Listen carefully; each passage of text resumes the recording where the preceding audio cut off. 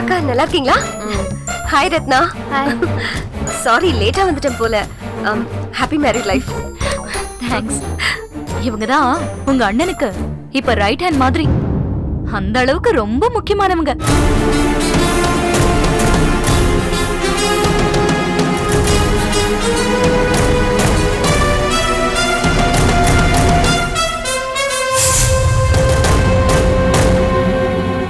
என்ன சொல்ற?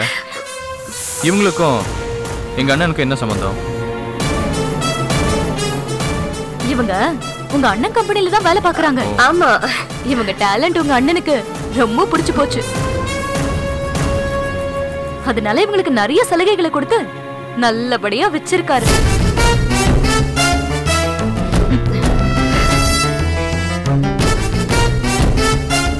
இதெல்லாம் உனக்கு எப்படி தெரியும்? நான் கரெக்டா இவங்களை பார்க்க வேண்டிய இடத்துல எல்லாம் பார்த்துட்டேன்.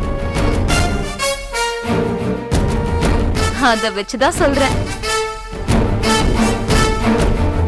ஸ்னேகா சார். கன்ஸ்ட்ரக்ஷன்ல நிறைய வேலை இருக்கு. நீ இங்க வந்த? உன்னை கல்யாணத்துக்கு வர சொல்லியே. அது சார், ஆக்சுவலா கல்யாணத்துக்கு வரணும்னு வரல சார்.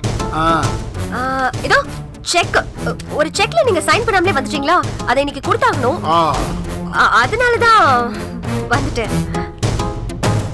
ஏமா செக்குல கையெழுத்து வாங்க வந்த மாதிரி தெரியலையே.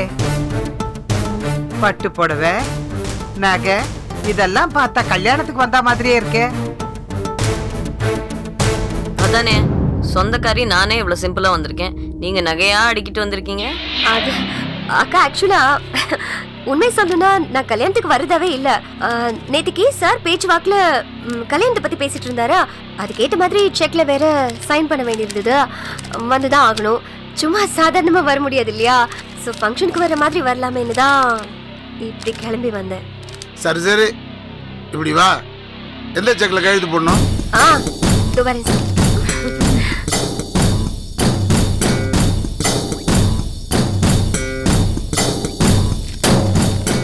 செக்ல நீ கையெழுத்து வாங்க வரலன்னு எனக்கு நல்லாவே தெரியும்.